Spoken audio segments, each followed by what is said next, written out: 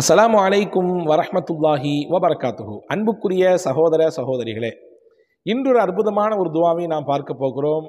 அருமை நாயகம் ஸல்லல்லாஹு அலைஹி வஸல்லம் அன்னவர்களையே ஆச்சரியப்படுத்திய துவா.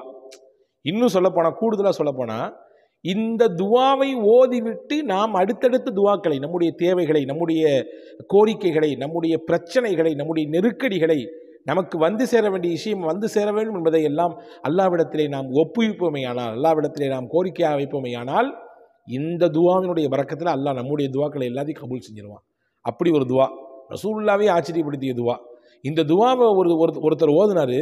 ஓதி முடிச்சோன்னு ரசூலுல்லாவுக்கு எவ்வளோ பெரிய சந்தோஷம் அப்படின்னா, இப்பா நீ கேளுப்பா, இன்னும் நிறைய அல்லாஹ் உனக்கு கொடுக்க தயாராக இருக்கான், நீ அல்லாவை சந்தோஷப்படுத்திட்ட, நீ கேளு எப்படியாவது கேளு அப்படின்னு சொல்கிற அளவுக்கு ரசூலுல்லா ரொம்ப பூரிச்சு போயிட்டாங்கன்னு சொல்லி ஹதீஸ் வந்திருக்குது. என்ன துவா அது? காணொளி முழுமையாக பாருங்கள், நிச்சயம் உங்களுக்கு இதில் சிறந்த பலன் கிடைக்கும் என்று நான் நம்புகிறேன். Kareem's biryani paradise at liberty and catering services, கோடம்பாக்கத்தின் அறுசுவை அடையாளம். அருமை பெருமக்களே, அதர் சையதுனா அப்துல்லாஹி இப்னு மஸ்ஊத் ரலியல்லாஹு அன்ஹு அவர்கள் அறிவிக்கக்கூடிய ஒரு ஹதீஸ் இது. ரசூல் ஸல்லல்லாஹு அலைஹி வஸல்லம் அவர்கள் மஸ்ஜித் நபவிக்கு வராங்க. வரும்பொழுது ஹஜ்ரத் அபூபக்கர் நாயகமும் உமர் நாயகமும் உட்கார்ந்துருக்காங்க. உட்கார்ந்துருக்க சமயத்தில் ரசூலுல்லாஹ் அவங்களுக்கு பக்கத்தில் வந்து உட்கார்ந்த நேரத்தில் வரும்பொழுதே பார்த்துட்டு வர்றாங்க. ஒருத்தர் பள்ளிவாசலுக்கு உள்ளார நின்று தொழுதுட்டு இருக்கிறாரு. தொழக்கூடியவர் யாருன்னு ரசூலுல்லாஹ்க்கு தெரியும். அவர் தொழுகிறதும் அந்த தொழுகையில் அவர் ஓதக்கூடிய திருக்குர்ஆனுடைய வசனம் கொஞ்சம் அவருக்கு கேட்குற மாதிரி ஓதுறாரு. யாருமே இல்லை பக்கத்தில். அப்போ நம்ம சத்தமாக ஓதலாமல்ல, நமக்கு ஒரு உற்சாகம் அவர் கிடைக்கும். எல்லாரும் இருக்கும்போது நம்ம சத்தமாக ஓதுறது பிறருக்கு இடைஞ்சலை தரும். அப்படி செய்யக்கூடாது. அப்போ மனசுக்குள்ளே ஓதிக்கணும். யாருமே இல்லை, தனியாக நிற்கிறோம், நம்ம ராத்திரி தனியாக நிற்கிறோம், வீட்டில் தனியாக நின்று தொழுகிறோம், அல்லது பள்ளிக்கு வரோம், யாருமே இல்லை, அந்த நேரத்தில் நமக்கு கொஞ்சம் கேட்குற மாதிரி கொஞ்சம் சத்தமாக ஓதிக்கலாம், தப்பு இல்லை. அப்படி ஓதுறாரு அந்த சஹாபி. ஓதுற அந்த குரலையும் அந்த முறையையும் ரசூலுல்லாஹ் பார்த்து அப்படி மெய் செலுத்து போயிட்டாங்க. சொன்னாங்க, உங்களை யாராவது எனக்கு எப்படி திருக்குர்ஆன் இறங்குச்சுங்கிறத அச்சு அசல் மாறாமல் அதை நீங்கள் ஓதணும்னு விருப்பப்பட்டீங்கன்னா, இந்த அண்ணன் தொழுகிறார்ல, இவர் ஓதுற மாதிரி ஓதுங்கன்னாங்க. அல்லாஹ் அக்பர். எனக்கு ஜிப்ரீல் எப்படி கொண்டு வந்து எனக்கு ஓதி காமிச்சாரோ, அதில் அக்ஷரம் பிசகாமல் ஒரு இம்மி அளவு, மைக்ரோஸ் அளவு கூட குறையாம அப்படியே நூல் பிடிச்ச மாதிரி ஓதுறாருங்க அவர். இவரை மாதிரி ஓதிக்குங்க அப்படின்னா. யார் அவர்? அதர் சையதுனா அப்துல்லாஹி இப்னு மஸ்ஊத் ரலியல்லாஹு அன்ஹு அவர்தான். அவருக்கு வரலாற்றில் இப்படி ஒரு பேர் உண்டு, இப்னு உம்மி அப்து அப்படின்னு ஒரு பேர் இருக்குது. ஆனால் பிரபலமாக இப்னு மஸ்ஊத்னு சொல்லுவாங்க. இந்த சஹாபி இப்னு மஸ்ஊத் சொல்லுவாங்க. உண்மையான பெயர் அப்துல்லாஹி இப்னு மஸ்ஊத். இந்த சஹாபியை பற்றி ரசூலுல்லாஹ் சொல்கிறாங்க, அவ்வளவு அழகாக ஓதுறாருங்க, அவ்வளவு அழகாக ஓதுறாரு. அவருடைய ஓதுறது, அவருடைய அந்த முறை, அந்த உச்சரிப்பு, இதெல்லாம் ரொம்ப சூப்பராக இருக்குது. அன்பான சகோதரர்களே, இந்த காணொளி வழியாக உங்களுக்கு ஒரு செய்தியை சொல்கிறேன். நாம் எல்லாம் நம்மிலே பலர் குர்ஆனை ஓதுகிறோம், ஆனால் அதை முறைப்படி ஓதுகிறோமா என்பதை நமக்கு நாமே ஒரு சுய பரிசோதனைக்கு உட்படுத்திக் கொள்ள வேண்டும். ஏன்னா பல நேரங்களில் குர்ஆனை பலர் ஓதுகிறார்கள், அந்த குர்ஆனை அவர்களை சபிக்கிறது என்று பெருமானார் ஸல்லல்லாஹு அலைஹி வஸல்லம் சொன்னாங்க. முறை தவறி ஓதுறது, ரூல்ஸை ஃபாலோ பண்ணாமல் ஓதுறது, உச்சரிப்புகள் சரியில்லாமல் ஓதுவது, முறைப்படுத்தப்பட்ட அந்த முறையை ஃபாலோ பண்ணாமல் எனக்கு நான் ஏனோ தானோ ஓதுறது, அதெல்லாம் அவர் ஓதுறதுக்கு அவருக்கு ஆப்போசிட்டாகவே அது ஆயிரும். அப்படி ஓதக்கூடாது. அதை கரெக்டான ரூல்ஸை ஃபாலோ பண்ணி ஓதணும். அதுக்கு முயற்சி பண்ணுங்க இன்ஷா அல்லாஹ். இப்போ பாருங்கள், இது சொல்லி முடித்த பின்னாடி தொழுது முடிச்சாரா அவர்? எல்லாரும் வச்சக்கன்னு வாங்காமல், யார் அபூபக்கர் நாயகம் உமர் நாயகம் உட்காந்துருக்காங்க, அவரே வச்சக்கன்னு வாங்காமல் பார்த்துட்டு இருக்காங்க. ஒரு தொழுது முடிச்சா ஒரு துவா ஓதுனார். யார்? அந்த தொழுத சஹாபி இப்னு மஸ்ஊத் ரலியல்லாஹு அன்ஹு. என்ன துவா ஓதுனாங்க? அல்லாஹும்ம இன்னி அஸ்அலுக ஈமானன் லா யர்தத்து வ நஈமன் லா யன்ஃபது வ குர்ரத வ முராஃபகத நபியினா முஹம்மதின் ஸல்லல்லாஹு அலைஹி வஸல்லம் ஃபீ அலா தரஜத்தில் ஜன்னத்தில் ஹுல்த். இதான் அவர் ஓதுனார். 3 முக்கியமான விஷயத்தை கேட்டார். யா அல்லாஹ்,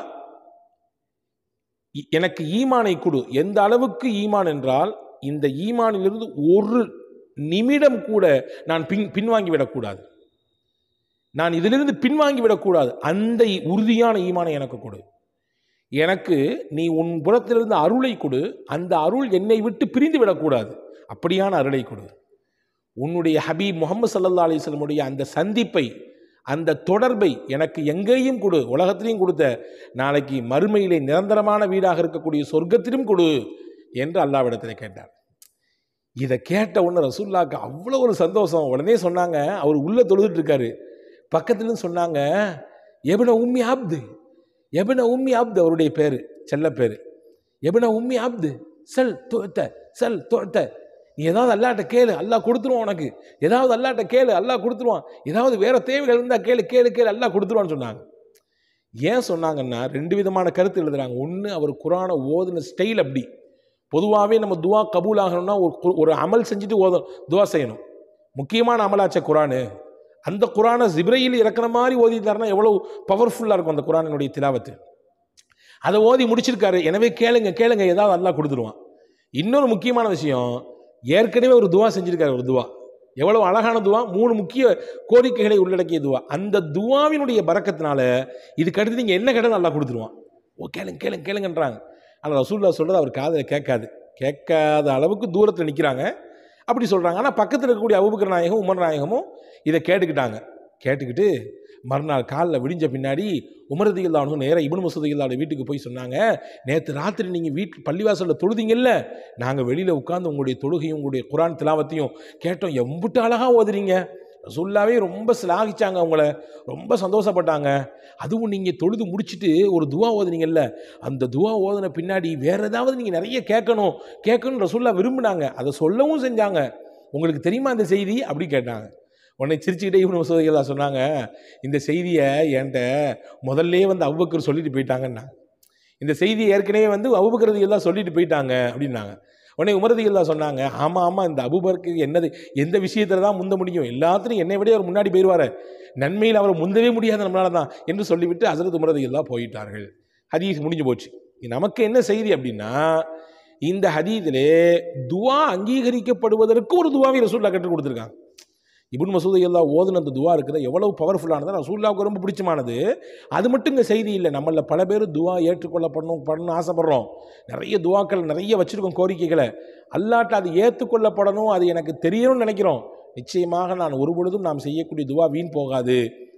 உடனடியாக துவா அங்கீகரிக்கப்பட வேண்டும் என்றால் இப்னு மஸ்ஊத் ரலியல்லாஹு அன்ஹு அவர்கள் ஓதிய இந்த துவாவை நாம் ஓதிவிட்டு நம்முடைய கோரிக்கைகளை கேட்கும் பொழுது நிச்சயமாக அல்லாஹ் அதை தருகிறான். வாய்ப்பு இருந்தால் இந்த துவாவை டிஸ்கிரிப்ஷனில் தருகிறோம், கட்டாயம் அந்த துவாவை பார்த்து ஓதி வாருங்கள். மறுபடியும் சொல்கிறேன், அல்லாஹும்ம இன்னி அஸ்அலுக ஈமானன் லா யர்தத்து வ நஈமன் லா யன்ஃபது வ முராஃபகத முஹம்மதின் ஸல்லல்லாஹு அலைஹி வஸல்லம் ஃபீ அஅலா தரஜத்தில் ஜன்னத்தில் ஹுல்த். அல்லாஹ் தௌஃபீக் செய்வானாக. உங்களுக்கும் எனக்கும் எல்லா மக்களுக்கும் ஓதுகிற நசீபை தருவானாக. வஸ்ஸலாம். அஸ்ஸலாமு அலைக்கும்.